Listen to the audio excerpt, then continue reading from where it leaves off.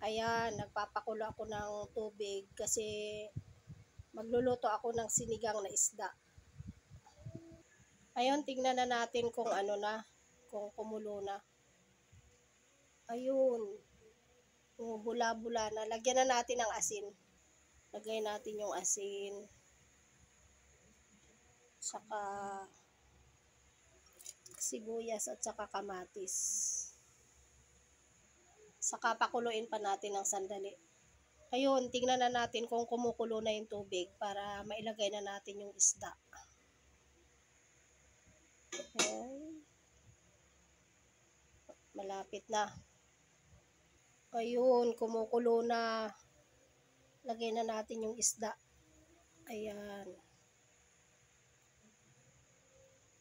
Ayan. Sarap nito.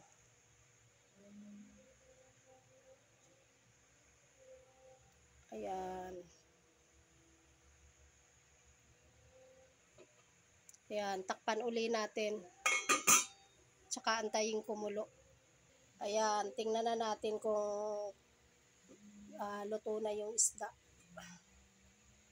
Oh, kumukulo na. Lagay na po natin yung okra. Kasi sinigang to. Kaya may okra.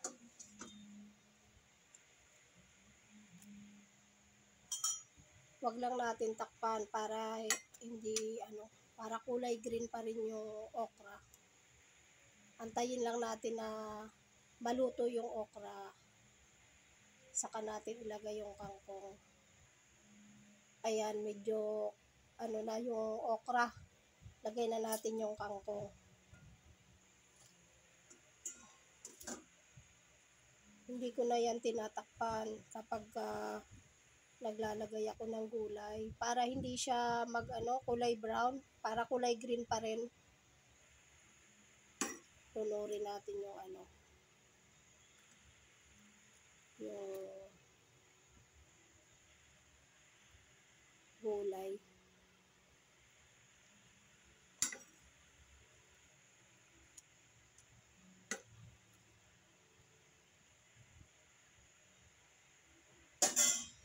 Yan, tapos ilagay natin yung hinati ko yung kamatis at saka sibuyas para may pang-design sa taas.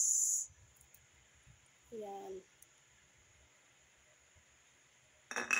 Diba? Ang ganda tingnan.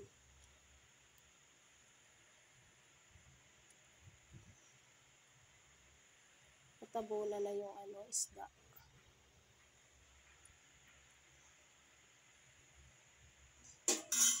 Hindi ko na yan tinatakpan kapag sabi ko nga, kapag nilagay ko yung gulay, kasi luto naman na yung isda.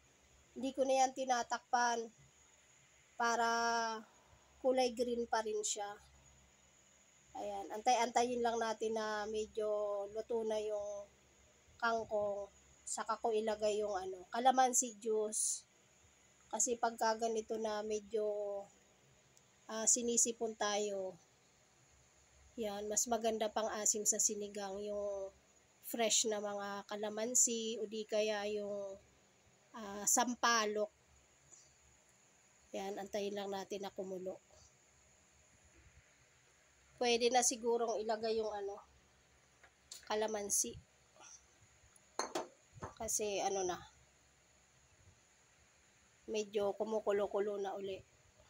Okay ko na.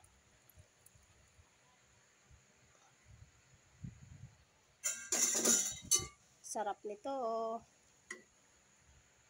Ayan, tingnan nyo po. Kulay green pa rin yung mga gulay, yung kangkong, yung okra.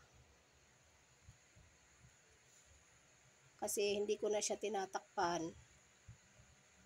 Kaya ayan, maganda tingnan.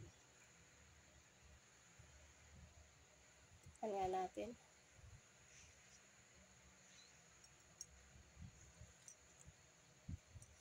Sarap. Sarap ng asim niya. Ayan, antayin natin na pag kumulo uli yan, luto na. Ayan, luto na. Kain na tayo mga guys.